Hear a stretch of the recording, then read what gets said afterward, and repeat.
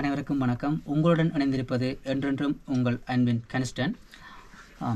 இன்றைய தினம் முதியோர் தினத்தை பற்றி உண்மையிலேயே கூறுவதற்கு எனக்கு அவ்வளவு அனுபவம் போதாது. இருந்தும் தற்போது எனது வயது 32 ஆகின்றது. ஆனால் தனிமையில் இருப்பது சம்பந்தமாக எனக்கு நிறைய தெரிகின்றது. நாளைய தினம் எனக்கு ஒரு 70-75 வயசு ஆகும் போதும் இதே நிலைமைதான் எனக்கு இருக்குமோ என்பது எனக்கு உண்மையிலேயே இப்போது நான் நிறைய யோசிக்கின்றேன். அன்பார்ந்த முதியோர்களே, உங்களுடைய அனுபவங்களை எங்களுக்கு சற்று சொல்லித்தருமாறு தாழ்மையுடன் கேட்டுக்கொள்கின்றேன். 6வது முதியோர்கள் இருந்தால் எங்களுடைய தொலைபேசி இலக்கம் 077-40-68-27 என்ற இலக்கத்திற்கு அழைத்து உங்களுடைய அனுபவத்தினை நீங்கள் எங்களுக்கு பகிருமாறு மிகவும் தாழ்மையுடன் கேட்டுக்கொள்கின்றோம். நன்றி. சமூக வானொலியின் அன்பான சொந்தங்கள் அனைவருக்கும் சந்தோஷமான இரா பொழுது வணக்கம். நேரம் இப்போது 9:31 ஆகிறது. 11:30 வரைக்கும் மனம் நிறைந்த இனிமையான ராகங்களை தருகின்ற இரா கவி நிகழ்ச்சியோடு இணைந்திருக்கலாம். இன்று பிப்ரவரி மாதம் 14ஆம் தேதி காதலர் தினம். காதலை கொண்டாடும் ஜாதிகள் இந்த உலகெங்கும் நிறைந்து கிடக்கிறது. காதலை மனதார நினைத்து மனதுக்குள் காதல் கீதங்களோடு நகரும் ஒரு இதமான இரவு பயணமாக இன்று இரா கவி இருக்கப் போகிறது. காதலை நேசிக்கின்ற, காதலோடு வாழ்கின்ற, காதலுக்குள் சுவாசங்களை பகிர்ந்து கொள்கின்ற காதல் நெஞ்சங்கள் எங்களுக்கும் அழைப்பு ஏற்படுத்தலாம். 057-2223-2484 இன்றைய நிகழ்ச்சியில் உங்களுக்காக காத்திருக்கிறது. உங்கள் எண்ணங்கள் சொல்கின்ற காதல் கவிதைகளை நீங்களும் நிகழ்ச்சியோடு இணைந்து பகிர்ந்து கொள்ளலாம். உங்களோடு 11:30 வரைக்கும் ஏகாந்த கானங்களை உங்களோடு இதயங்களில் பகிர்ந்து கொள்ள நான் வானொலி வழியாக காத்திருக்கின்றேன். காதல் சொந்தங்கள் உலகெங்கும் இருக்கிறார்கள். பிரிந்து சேர்ந்து வாழ்கின்ற காதல் இதயங்களை இணைத்து காதல் கீதங்களாக இன்று இரா கவி நிகழ்ச்சியில் உங்களுடைய மனங்களை நினைக்க பாடல்களை தர இருக்கின்றோம். தொடர்ந்து இணைந்திருங்கள். உங்கள் சமூக வானொலி தருகின்ற இரா கவியோடு நான் உங்கள் ஆர்ஜி ருக்ஷன். வணக்கம், எல்லாரும் எப்படி இருக்கிறீங்க? இப்போ சஞ்சீவ ஒளின்ற நிகழ்ச்சியை நீங்கள் இப்போ கேட்டுட்ருக்குறீங்க. இப்போ 99.8 இப்போ சஞ்சீவ ஒளின்ற நிகழ்ச்சி போய்கொண்டிருக்கு. எல்லோரும் இப்போ ஒரு பாடலை கேட்கலாம். அடுத்து நாங்கள் ஒரு புதிய பாடல் ஒன்றை கேட்கறதுக்கு தயாராக இருக்கலாம். எல்லாருக்கும் தெரியும், இன்றைக்கு அன்னையர் தினம்ன்றது. இன்றைக்கு அன்னையர் தினத்தை நாங்கள் முன்னிட்டு இன்றைக்கு ஒரு நிகழ்ச்சியை நாங்கள் செய்ய வந்திருக்கிறோம். என்னோட நீங்கள் எல்லோரும் இணைஞ்சு கொள்றதுல நான் பெரும் மகிழ்ச்சி அடைகிறேன். இன்றைய அன்னையர் தினத்துக்காக வேண்டி இப்பொழுது ஒரு பாடலை நாங்கள் முதலாவது ஒளிபரப்போம். இன்று சிறுவர் தினம் என்று அனைவருக்கும் தெரியும். இந்திய சிறுவர் தினத்தை முன்னிட்டு நாங்கள் இன்று சிறுவர்களுக்காக ஒரு பாடலை ஒளிபரப்பு செய்யப்படுகிறது. ஹலோ, வணக்கம் அன்பு நெஞ்சங்களே. நாங்கள் இணைந்திருப்பது இன்றைய இந்த 98.5 இந்த நிகழ்ச்சிகளின் ஊடாக இன்றைய அருமையான மிகச் சிறப்பான நாட்களில் அந்த நாள் எங்களுடைய காதலர் தினம். காதல் என்று சொல்லப்போனாலே எங்களுடைய மனங்களிலே எங்களது இசைத்துளிகளோ மழைத்துளிகளோ ஆங்காங்கே சிந்துகின்ற அந்த அற்புதமான தருணத்தில் இப்போது நாங்கள் இந்த குரல் வழி மூலமாக இணைந்திருக்கின்றோம். அந்த வகையிலே இப்பொழுது உங்களுக்காக நான் ஒரு அற்புதமான காதல் கவிதை ஒன்றை சொல்லலாம் என்று நினைக்கிறேன். அதற்கு முன்னாக, எனது குரலை கேட்பதற்கு முன்னாக ஒரு அருமையான பாடலை கேட்டுவிட்டு இப்பொழுது நாங்கள் உங்களிடம் இணைந்திருக்கின்றோம். நன்றி. வேர்ல்டுலே பெஸ்டான சவுண்ட் ப்ரூஃப், ரைட்? இதுதான் ரைட். இப்போ இவ்வளவு பெரிய ஒரு கலையகத்தை நீங்கள் இலங்கையில் எங்கேயுமே பார்க்க முடியாது. அதுதான் உண்மை. இவ்வளவு பெரிய கலையகத்தை நீங்கள் வேறு சேனல்ஸ்க்கு போயிருப்பீங்க, சூரியன், சக்தி, இவ்வளோ பெரிய கலையகம் இருக்குதாங்க. ஒரு சின்ன ஒரு பாக்ஸாக இது உண்மையிலே இந்த கலையகம் ஆர்கெஸ்ட்ராக்குன்னு செஞ்சது. அதாவது ஃபுல் மியூசிக் பேண்ட் ஒன்று வச்சு ஃபுல்லாக லைவ் பேண்ட் செய்யலாம். அந்த மாதிரி தான் இந்த கலையகம் உருவாக்கப்பட்டுச்சு. இங்கே இருக்கிற அவ்வளோ கலையகம் அப்படி தான். இலங்கையை பொறுத்தவரையில் வானொலிகளில் மிகப்பெரிய கலையகம் இருக்கிறது சமூக வானொலியில் தான். சரியா? அதுவும் இந்த மாதிரி நீங்கள் இந்த கர்டன் போட்டிருந்தாலும் ஃபுல் அண்ட் ஃபுல் இந்த மாதிரி தான் சவுண்ட் ப்ரூஃப் பண்ணியிருக்கிறாங்க. சரியா? அப்போது எப்போவுமே எங்களுடைய ஒரு கலையகம் 0 எக்கோ தான் இருக்கணும். சரியா? எங்களோட எக்கோ நாங்கள் கதைக்கிறது 0வில் தான் இருக்கணும். சரியா? அதுக்கு மேலே இருந்துச்சுன்னு சொன்னால் அது ஒளிபரப்புக்கு தகுதியான கலையகமாக இருக்காது. ஸோ அந்த மாதிரி தான் இதை செய்திருக்கிறாங்க. அப்போ நாங்கள் இந்த மைக்கில் பேசும்போது இந்த மைக்கில் பேசுகிற வார்த்தைகள் நல்ல அழகாக கிளியராக தெளிவாக விளங்கணும். சரியா? அப்போ இங்கே பார்த்தீங்கன்னு சொன்னால் நாங்கள் யூஸ் பண்ணியிருக்கிற மைக் இது ஒமினி மைக்னு சொல்லுவாங்க. சரியா? இது ஒமினி மைக், ரைட்? இந்த மைக் வெரி சென்சிட்டிவ். நாங்கள் அந்த டோரை ஓப்பன் பண்ணால் கூட சவுண்ட்ஸ் கேட்கும். இதில் ஒன் சைட் 180 தான் சவுண்ட்ஸ் போகும். சரியா? அதனால் ஒரு பகுதி இருக்கும். நான் உங்களுக்கு காட்டுறேன். பொதுவாக இந்த மைக்ஸில் நாங்கள் காட்டுறேன். அப்போது ஒரு டாக்டருக்கு அந்த சைடில் தான் நாங்கள் பேசணும். மற்ற சைடில் எங்களுக்கு பேசினா சவுண்ட்ஸ் வந்து சரியாக போகாது, அவுட் ஆஃப் மைக்கில் போகிற மாதிரி இருக்கும். ரைட். அப்போ இதில் பார்த்தீங்கன்னு சொன்னால் இப்போது உங்களுக்கு தெரியுது 2 பக்கம் 2 மெஷின்ஸ் இருக்குது. அதில் ஃபுல்லாக வந்து சாங்ஸ் நாங்கள் லோட் பண்ணி வச்சுருக்கிறோம். கன்சோலர் இருக்குது, அவங்க 2 பேரும் பேசுகிறதுக்கானது. அந்த கன்சோலில் வந்து ஃபுல் அண்ட் ஃபுல்லாக மைக் கனெக்ட் பண்ணியிருக்குது, ஃபோன் லைன் கனெக்ட் பண்ணியிருக்குது, 2 மெஷின்ஸ் கனெக்ட் பண்ணியிருக்கு. அதுபோல் எங்கள்கிட்ட ரிசீவர் இருக்குது, மற்ற சேனல்ஸை வந்து நாங்கள் ரிசீவ் பண்ணிக்கலாம், அந்த மாதிரி எல்லாம் இருக்குது. மற்றது மிக முக்கியமான ஒன்று ஹெட்ஃபோன்ஸ். ஸ்டுடியோவை பொறுத்தவரையில் ஹெட்ஃபோன்ஸ் வந்து நாங்கள் கண்டிப்பாக யூஸ் பண்ணணும்னு கேட்டால், நாங்கள் பேசுகிறது வந்து நமக்கு கேட்கணும் இல்லையா? எங்களோட வாய்ஸ் நமக்கு கேட்டால் தான் நாங்கள் வந்து மைக்குக்கு அழகாக பேசலாம், இல்லாட்டி ஹெட்ஃபோன் போடாமல் பேச முடியாது. ரைட். அதுக்கேற்ற மாதிரி தான் ஃபுல் ஹெட்ஃபோன் கம்ப்ளீட்டாக டிசைன் பண்ணியிருக்குது. இது வந்து 2 பேர் ப்ரோக்ராம் செய்கிற மாதிரியும் இருக்கும், முரால் செய்கிற மாதிரியும் இருக்கும். இந்த மைக்கோட ஸ்பெஷல் என்னன்னு கேட்டால், 2 பேருக்கு தனித்தனியாக மைக்ஸ் போட தேவையில்லை. ஒரு மைக் இருந்தால் 2 பேர் ப்ரோக்ராம் செய்யலாம். சரியா? அந்த மாதிரி தான் டிசைன் ஆகிருக்குது. இதில் ஸ்பெஷலாக வேறு ஒன்றும் சொல்கிறதுக்கு இல்லை. இங்கே வந்து சவுண்ட்ஸ் போகிறதில்ல, நான் அந்த பிறகு காட்டுறேன் எங்கே போகுதுன்னு சொல்லி, எந்த இடத்துக்கு ஃபைனலாக போகுது, அதிலிருந்து எங்கே ப்ராட்காஸ்ட் ஆகுது. அது என்னன்னு கேட்டால், இங்கே பேசுகிறதும் அங்கே ட்ராவல் பண்ணி திரும்ப டவர்லேருந்து இங்கே வாரதும் சேம் டைம் நடக்கும். கொஞ்சம் கூட டிலே ஆகாது, எங்கேயுமே டிலே ஆகாமல் சேம் டைம் நடக்கும். அது வந்து ஆண்டனா த்ரூ தான் போனாலும் ஸ்பீடெல்லாம் குறையாமல் அதே இதில் போகும். ரைட். இப்போ இங்கே பார்க்குற மைக்கோ கன்சோலோ உங்களுக்கு வந்து சாதாரணமாக தெரிஞ்சாலும் எல்லாமே என்னது விலை ஜாஸ்தியானதாக இங்கே இருக்குது. சரியா? இப்போ இந்த கன்சோலர் எடுத்திங்கன்னா உங்களுக்கு பார்க்குறதுக்கு சின்னதாக இருக்கும். ரைட். அதனோட விலை வந்து 60 லட்சம் ரூபா. ரைட். அந்த கன்சோலோட விலை வந்து 60 லட்சம் ரூபா. இந்த ஒரு மைக் எடுத்தீங்கன்னு சொன்னால், இந்த மைக் 1,20,000 வரும் ஒரு மைக். ரைட். அப்போது இதோட டெக்னிக்கல் எல்லாமே கொஞ்சம் பெரிய ரேஞ்சில் இருக்குது.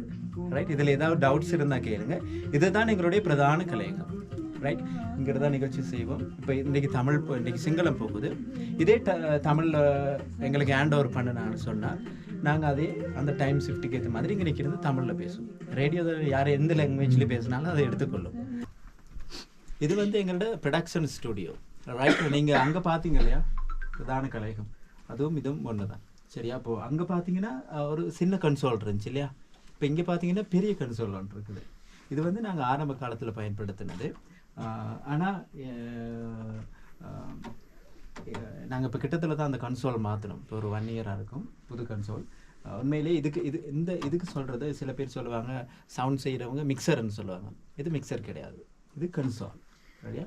ரேடியோவில் நாங்கள் பயன்படுத்துகிறது, மியூசிஷியன்ஸ் எல்லாம் பயன்படுத்துறது கன்சோல்ஸ். அப்போது இவ்வளோ பெரிய கன்சோல் வந்து எதுக்கு இருக்கிறாங்க, எதுக்காக வைத்திருக்காங்க, இதில் நிறைய டெக்னிக்ஸ் இருக்குது. ரைட். ஓகே. அப்போ அதை பற்றி சொன்னால் உங்களுக்கு அதுக்கெல்லாம் புரியாது. பேசிக்காக இப்போ இதில் பார்த்தீங்கன்னு சொன்னால், இந்த மைக் லைன்ஸ் இருக்குது, இந்த ரெட் எல்லாம் மைக், இதில் ஃபோன் லைன்ஸ் இருக்குது, சவுண்ட்ஸ், தென் அந்த பக்கம் வந்து மைக் இருக்குது. அப்போது எப்போவுமே கன்சோல் வந்து 2ஆக பிரிப்படும் உங்களுக்கு. ரைட். நல்லா பார்த்துக்கோங்க, 2ஆக பிரிப்படும். உங்களோட லெஃப்ட் ரைட், உங்களோட எப்போவுமே காது இருக்குது இல்லையா, காதை வச்சு தான் கன்சோல்ஸ் எல்லாம் பிரிப்படும். உங்களோட காதில் வந்து ஹெட்ஃபோன் என்றைக்குமே உங்களுக்கு ஒரு ஹெட்ஃபோன் அனுப்ப மாட்டானே, செய்கிறவன் 2 அனுப்புவான். சரியா? Left right. அப்போ உங்களோட சவுண்ட்ஸ் வந்து குவாலிட்டியாக வந்து 2 காதுக்கும் கேட்கணும். அப்போ ரெண்டு சைடை செப்பரேட்டாக நீங்கள் பிரித்து எடுத்துக்கொள்ளணும். அப்படிங்கிறதுக்காக உங்களோட கன்சோலை வந்து எப்போவுமே மைக்கு பேலன்ஸை வச்சு அவங்களோட 2 பக்கமும் பிரிச்சிருப்பாங்க. ரைட். இது வந்து 2002 தான் ஆரம்பிக்கப்பட்டுச்சு, 22 வருஷத்துக்கு மேலே. ரைட். அப்போது இந்த வானொலியில் இருக்கிற அறிவிப்பாளர்கள் எல்லாருமே இங்கே வருவாங்க. சரியா? நாங்கள் வந்து இப்போ நீங்கள் பார்த்துருப்பீங்க, மற்ற ரேடியோ ஸ்டேஷன் எல்லாம் எங்கே இருக்குது, கொழும்பு அப்படி பிரதான நகரங்களை மையப்படுத்தி தான் இருக்குது. ஆனால் இது அப்படி கிடையாது. இது வந்து சமூக வானொலி இங்கே தான் இருக்குது, பண்டாரம். ரைட். நினைக்கிறேன் சிலர் வந்து ஃபஸ்ட் டைம் இதை கேள்விப்பட்டிருப்பீங்க, சில பேர் வந்து இதை நிகழ்ச்சிகள் கேட்டிருக்க வாய்ப்பு இருக்குது. பட் இந்த ரேடியோ ஸ்டேஷனை பொறுத்தவரையில் இலங்கை ஒலிபரப்பு கூட்டுத்தாபனத்துக்கு சொந்தமானது. ரைட். கவர்மெண்ட் ரேடியோ, அரசு வானொலி. ரைட். அப்போ இதில் பார்த்தீங்கன்னு சொன்னால், இப்போ இங்கே வரும்போது உங்களுக்கு தெரியும், இது ஒரு ஆஃபீஸ் டைப்பில் இருக்குது. ரைட். அப்போ இதில் கவர்மெண்ட் ஸ்டாஃப்ஸ் தான் இருக்கிறாங்க. ரைட். ஒரு பக்கம் கவர்மெண்ட் ஸ்டாஃப் அவங்களோட வேலைகள் நடக்கும், இன்னொரு பக்கம் அறிவிப்பாளர். ரைட். அந்த மாதிரி தான். அப்போ இங்கே இருக்கிற எல்லாருமே அரசு நிறுவனத்தை சார்ந்தவங்க, எல்லாருமே அரசு சம்பளம் எடுக்கிற அறிவிப்பாளர்கள். ரைட். அப்போ நாங்களும் அந்த மாதிரி தான். இப்போ நேற்று இரவு என்னுடைய வேலை முடிஞ்சு நைட்டுக்கு ஒரு கால் பண்ணால் தான் நான் நின்று, இல்லாட்டி எனக்கு இன்றைக்கி ஆஃப், காலையில் 8 மணிக்கு நான் ஆஃப் ஆகி போயிருப்பேன். அப்போ நீங்கள்லாம் வாரிங்க அப்படிங்கிறதுனால சரி ஓகே. என்னன்னா இதை பொறுத்த வரையில் நான் உங்களுக்கு சொல்லிடுறதுல சிங்களம் தமிழ் ரெண்டுமே ஒளிபரப்பாகுது ஒரே ஃப்ரீக்வன்சியில் 97.6. நீங்கள் மற்ற சேனல்ஸும் கேட்டிருக்கீங்க. எல்லாத்துக்குமே வானொலிக்கு ஒரு அலைவரிசை இருக்கு இல்லையா, எஃப்எம் என்ன 103, 104, 105 இப்படின்னு சொல்லி அலைவரிசை இருக்கு. எங்களுடைய ரேடியோட ஃப்ரீக்வன்சி வந்து 97.6. சரியா?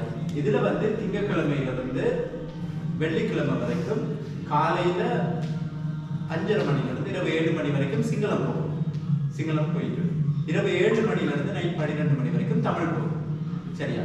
இது வந்து தமிழ் சிங்களம் ரெண்டு கலந்த ஒரு வானொலி. அதுல சனிக்கிழமை வந்து முழு நாளும் தமிழ் தான் ஒளிபரப்பாகும், ஞாயிற்றுக்கிழமை முழு நாளும் சிங்களம் போகும். அப்ப இன்னைக்கு என்ன கிழமை?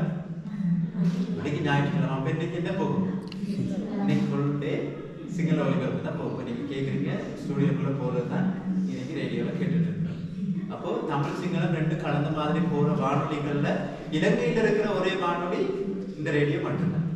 அப்போ உங்களுக்கு தெரியும் நமது நாட்டை பொறுத்தவரை தமிழ் சிங்களம் ரெண்டுக்குமே முன்னுரிமை கொடுக்கணும் அப்படிங்கிறதுக்காக கவர்மெண்டால இது வந்து யுனிசெஃப், யுனெஸ்கோ இது எல்லாம் சேர்ந்து உருவாக்கப்பட்டது அந்த ரேடியோ. அப்போ மற்ற ரேடியோஸ்ல எங்கேயுமே தமிழ் சிங்களம் மிக்சிங் எங்கேயுமே போகாது, போறதுக்கு வாய்ப்பில்லை. எங்க மலையக சேவையில போகும்போது அது தமிழுக்கான இடம் கொஞ்சம் குறைவா இருக்கு. ரைட்? இப்போ இதுல போற நிகழ்ச்சிகள் எடுத்துக்கொண்டா முக்கியமா மக்களோட வாய்ஸ் ஆக்கள் தான் பேசணும். சரி, அவங்களோட வாய்ப்பில்லைகள் ஸ்கூல் நிகழ்ச்சிகள் இந்த மாதிரி நிறைய தான் போகும். அதோடு சேர்ந்து சினிமா பாடல்களோடு சேர்ந்த மாதிரி செய்தி அறிக்கை இப்படி எல்லாம் மிக்ஸ் ஆகி போகும். ரைட்? அப்போ நீங்க ஒரு ரேடியோவுக்கு போறதுக்கு முதல்ல அல்லது இந்த விஷயத்தை தெரிந்து கொள்றதுக்கு முதல்ல ஒரு ரேடியோனா என்ன, அதுல நிகழ்ச்சிகள் என்ன மாதிரி போகுது, அது கவர்மெண்டா பிரைவேட்டா அப்படிங்கிற விஷயங்கள் நீங்க கண்டிப்பா தெரிஞ்சுக்கணும். ரைட்? இந்த ரேடியோவுக்கு என்ன பொறுத்தவரை நான் வந்து 19 வருஷம் வானொலியில அறிவிப்பாளராக இருக்கிறேன். இந்த வானொலியில இப்போ 20வது வருஷம் ஆரம்பிக்குது. சரியா? இப்போ வானொலி துறையில மிகப்பெரிய அனுபவம் இருக்கிறது. இந்த துறைக்குள்ள நாங்கள் எல்லா விஷயங்களையும் படிச்சிருக்கிறோம். உங்களை மாதிரி நிறைய பிள்ளைகள் ட்ரெயின் பண்ணியிருக்கிறோம். நிறைய பேருக்கு இது சம்பந்தம் சொல்லி கொடுத்துருக்கிறோம். இன்னைக்கு நீங்கெல்லாம் இங்க வந்து இதை பார்க்கறதுக்கு அல்லது ஒரு டூர் வந்துருப்பீங்க. பட் இது பிளான்குள்ள இருந்துச்சான்னு தெரியல, ரேடியோவுக்கு போகணும் அப்படிங்கிறது. பட் எதேச்சியா சரி இப்படி ஒன்று வந்தால் பார்க்கணும் அப்படின்னு சொல்லி உண்மையிலேயே இன்னும் சில நாட்கள்ல வந்து இப்போ சுற்றுலாத்துறை வந்து அதிக அளவில் பேசப்படுறப்போ இந்த உபசமூக வானொலியும் சுற்றுலாத்துறைக்குள்ள வந்துடும். அப்போ ஸ்ரீலங்காவுக்கு வர டூரிஸ்ட் வந்து அதிகமா வந்து பார்க்க வேண்டிய ஒரு இடமா இந்த சமூக வானொலி மாறிடும். இன்னொரு 5-6 வருஷம் போன பிறகு இது ஃபேமஸா பேசப்படுறப்ப நீங்களாம் சொல்லுவீங்க ஒரு காலத்துல நாங்க அங்க போய் பார்த்தோம், எங்களுக்கு அதை பத்தி தெரியும் சொல்லி. சரியா? இப்போ நீங்க பாப்பீங்க நைனாச் பிரிட்ஜ் இருக்கு, நீங்க எல்லாரும் போயிருப்பீங்க. இப்போ நான் இந்த ஊர் அப்படிங்கிறதுனால இப்போ இவரும் இங்கே தான். நாங்களாம் அந்த காலத்துல அந்த அந்த பிரிட்ஜ் வழியா தான் ஸ்கூலுக்கு போயிட்டு வரோம். அப்போ எல்லாம் எங்களுக்கு தெரியாது இந்த அளவுக்கு ஃபேமஸ் ஆகும். ஸோ இப்போ எல்லாராலையும் பேசப்படுது, நிறைய உல்லாசமானங்கள் அங்கே தான் வரும். ஸோ நீங்கள் வந்திருக்கிறதும் அப்படியான ஒரு இடம் தான். இப்போ இங்கே பார்த்துருங்கன்னா இந்த கிளைமேட் எல்லாம் இப்போ உங்களுக்குலாம் புதுசாக இருக்கும் இல்லையா? இங்கே இருக்கிற இந்த கூல் கிளைமேட் இது எல்லாமே புதுசாக இருக்கும். ஸோ அப்படியான ஒரு அழகான ஒரு இடத்துல தான் ரேடியோவை கொண்டு வந்து வச்சிருக்கிறாங்க. ரைட்? அப்போ இங்கே நடக்கிறதுன்னு கேட்டால் ஒளிபரப்பு மட்டும் இங்கே நடக்கும், டிரான்ஸ்மிஷன் பண்ணாங்க. பொதுவாக இங்கே எல்லா சேனல்ஸுமே இப்போ பொதுவாக வேறு சேனல்களும் பிரதான ஒளிபரப்பு நிலையம் மட்டும் இருக்குது பண்ணாங்க. அப்புத்தொல்லை நாயகர்கள் அப்போ நாங்களும் இங்கே நடக்கிறது அங்கே தான் டெலிகாஸ்ட் பண்ணுவோம். அந்த விஷயத்தை உங்களுக்கு காட்டுறோம் என்ன மாதிரின்னு சொல்லி. அப்போ அதுகளை பார்த்துக்கிட்டு சில வேலை இளவல் செய்கிற பிள்ளைகள் மீடியா படிப்பாங்க, அவங்களுக்கு ரொம்ப உதவியாக இருக்குது இந்த விஷயம். ரைட்?